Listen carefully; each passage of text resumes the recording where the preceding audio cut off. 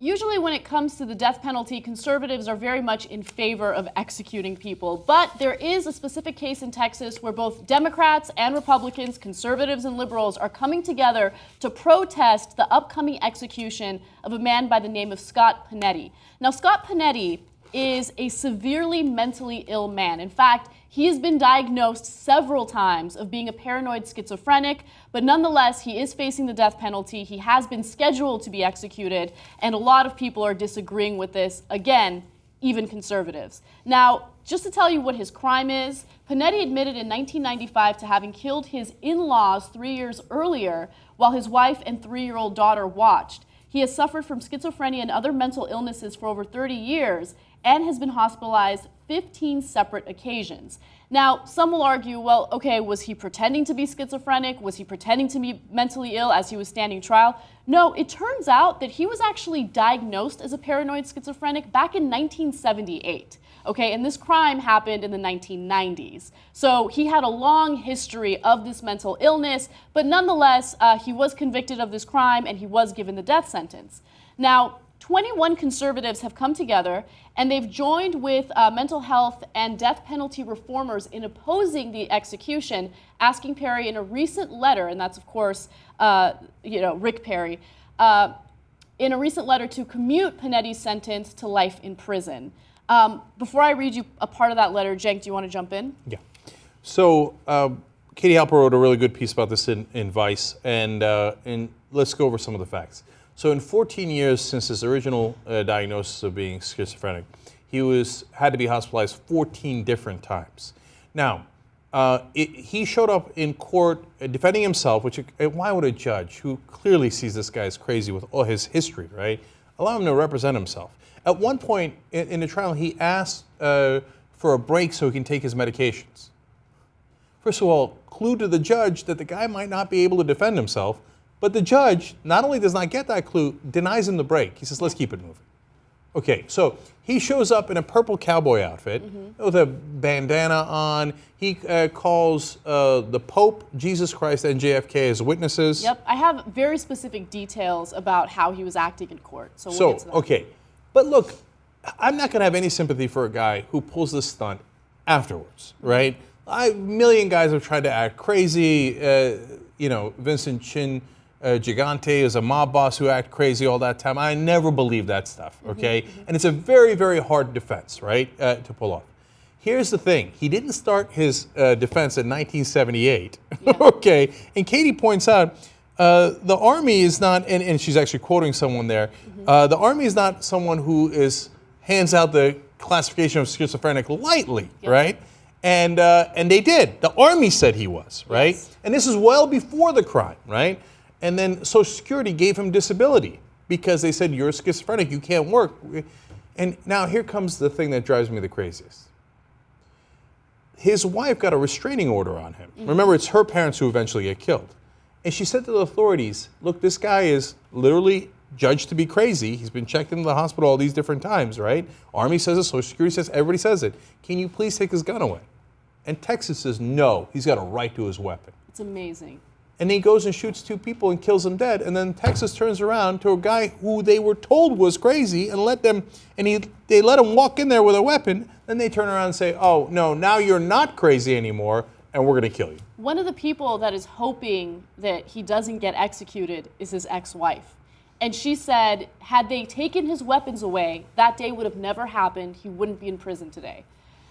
So let me give you some more details. We'll get into the very specific things that he did while he was in court, and it'll show you exactly how mentally ill he was or is. So in regard to the GOP letter to Rick Perry, this is what they said. Each of us has been active at the national level of the conservative movement for many years, and no one could accuse us of being soft on crime. Among conservatives, there is much debate about the effectiveness and the morality of the death penalty. Some crimes are so terrible and committed with such clear malice that some believe that execution seems the only appropriate and proportional response. But Scott Panetti is no such case, okay?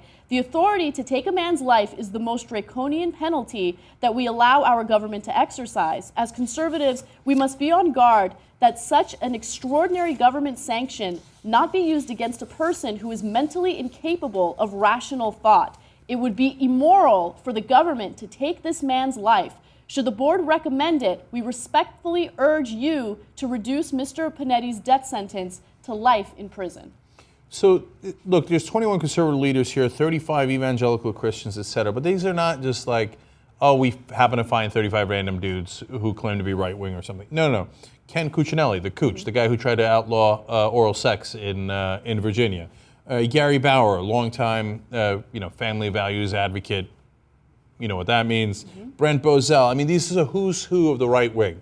Now, I think they have a slight ulterior motive, but I also think that they're overall doing the right thing. I give them 90% credit, and they're saying, look, their letter basically says, we like bloodlust just as much as anybody else does.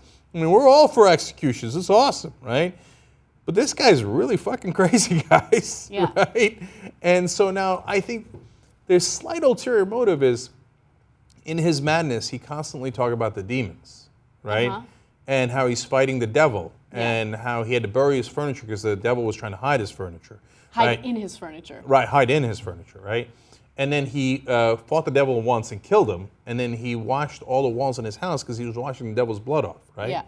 So now, wait a minute. Now there are also Christians who believe they're fighting the devil, right? On Halloween, they don't want you to send your kids out there because they're fighting demons, and it's a demon's holiday, et cetera, et cetera. So partly they're worried that he's crazy and we're killing a crazy guy. Partly they're worried that he doesn't sound too different than them, right? I think that you're stretching, honestly. Okay, I could think be. you are. I don't know, maybe I'm the naive one, but I don't get that sense. I mean, this guy is, his mental illness is so severe. I would be shocked that any conservative would be like, yeah, kill him. The judge was in favor of it, obviously. But let me give you the details Are of you what kidding he me? did. Rick Perry, the entire government of Texas, everybody. The he's board- about to die. We're not winning, we're losing. Yeah, this is supposed to happen on Wednesday at 6 p.m. Central Time, okay? So at this point, about 100,000 people have signed a petition to change the sentence.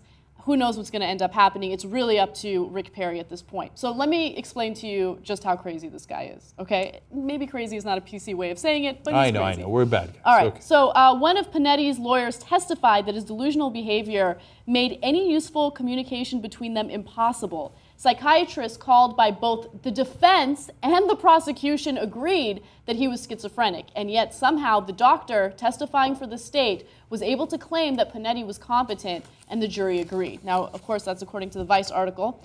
Panetti kicked off his trial by firing his lawyers, whom he believed to be conspiring against him. His sister said in an affidavit that her brother had a delusion that only an insane person could prove insanity. The judge allowed the man to represent himself even as he entered a not guilty by reason of insanity plea.